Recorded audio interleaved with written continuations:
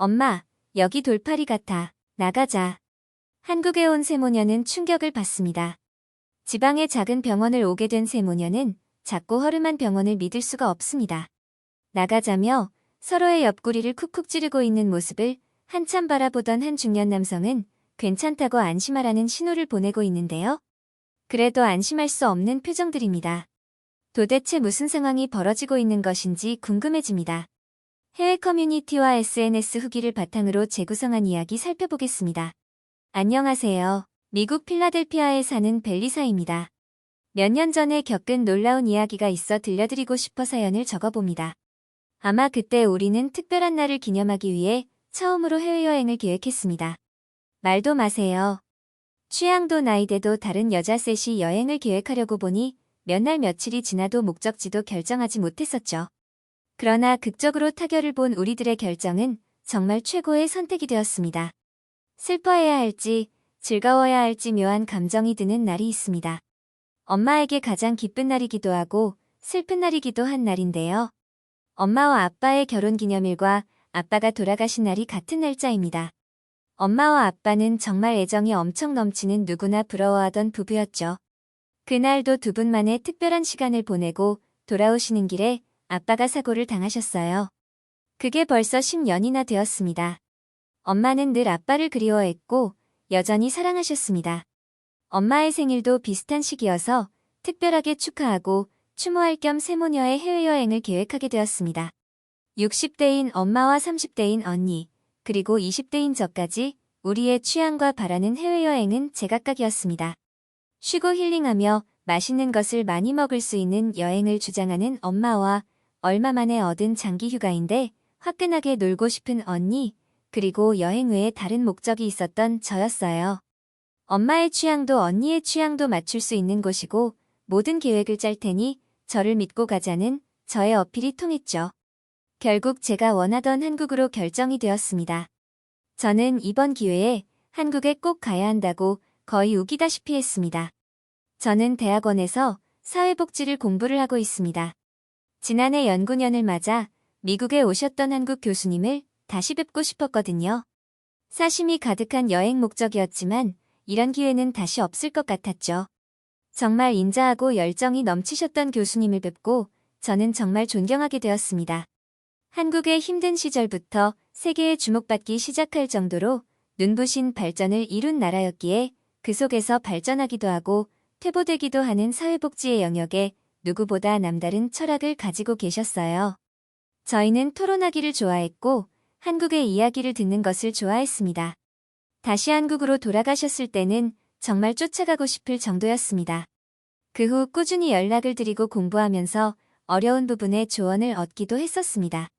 혹시나 한국 여행을 오면 교수님의 시골 별장에 초대를 하시겠다고 했거든요. 그러니 제 목적지는 한국이 될 수밖에 없었죠. 그렇게 떠나게 된 세모녀의 한국으로의 첫 해외여행이었습니다.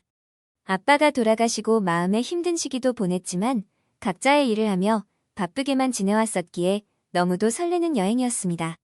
온전히 셋이 함께하는 시간이 많지 않았거든요. 우리는 정말 많은 이야기를 했고 아빠를 생각하며 함께 울었고 또 다른 미래를 꿈꾸었습니다.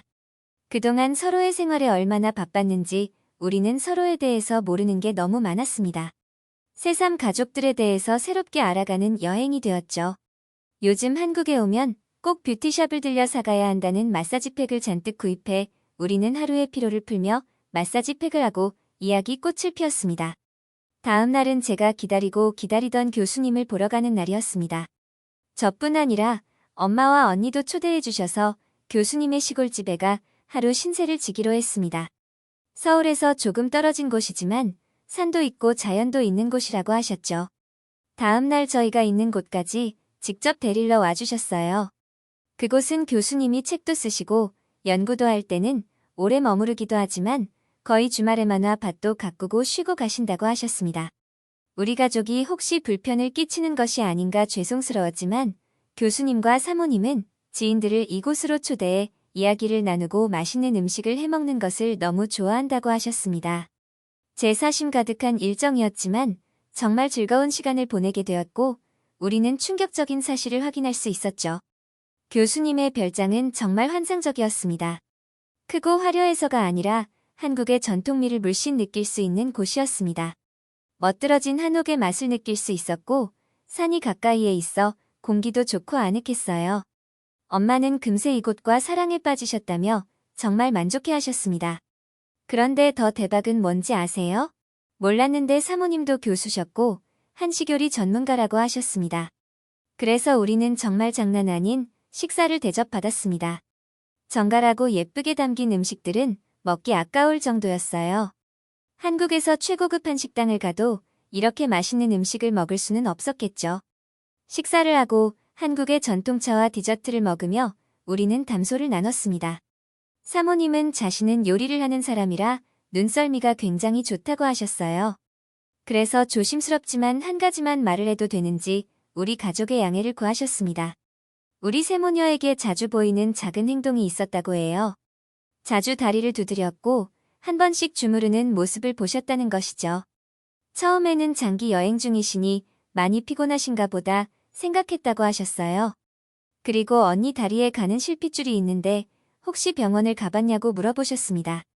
그렇게 터진 이야기에 물고는 끝이 없었어요. 우리는 서로에게 참 무관심했구나 생각하게 되었습니다. 언니는 호텔리어였기에 많이 서 있는 직업이어서 자주 다리가 아픈 거라고만 생각했고 병원을 가보지는 못했다고 이야기했죠. 안 그래도 최근에 심해져 병원을 가봐야지 하고 있었다는 것 아니겠어요? 엄마는 요즘 새벽녘에 종아리가 저려 자주 깬다고 하셨습니다. 그래서 병원을 예약해놨지만 주 7일을 만나는데 절차와 시간이 너무 많이 소요되고 있어 아직 진료는 안 받은 상태라고 하셨습니다. 저도 다리가 쉽게 피곤해지는 것 같았지만 아직까지 큰 불편이라고 생각하지 않아 그냥 넘긴 부분이 있었죠. 이야기를 하다 보니 우리는 다리가 쉽게 피로해진다는 공통점이 있었습니다.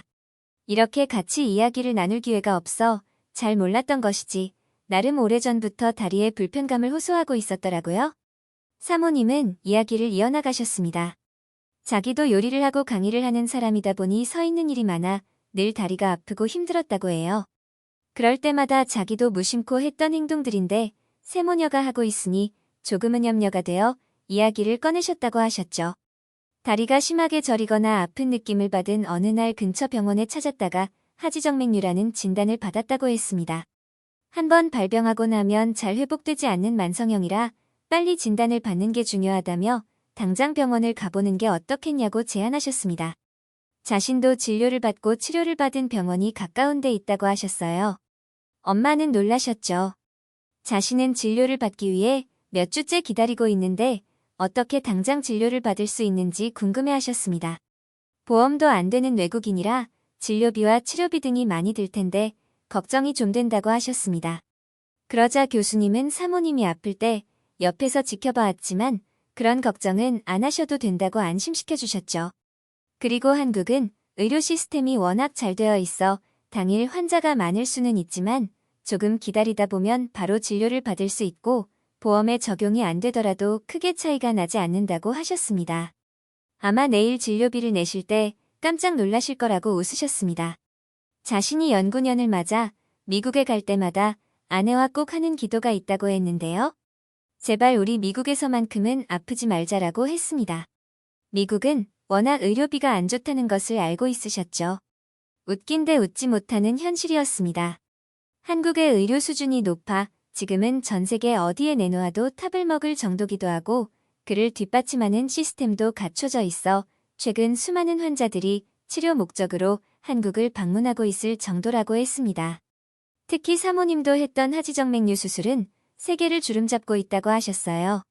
아직 진단을 받은 건 아니니 걱정하지 않아도 되지만 혹시 하지정맥류라는 진단을 받더라고 크게 걱정할 필요가 없다고 안심을 시켜주셨죠. 우리는 다음날 단체로 교수님이 안내해주는 병원을 찾았습니다. 그런데 뭔가 좀 불안한 느낌이 들었습니다. 시골 지역의 작고 허름한 병원이었습니다. 사람을 외모로 평가하면 안 되지만 의사 선생님도 나이가 좀 있으신 할아버지 같았어요. 언니는 엄마와 저에게 속삭였죠.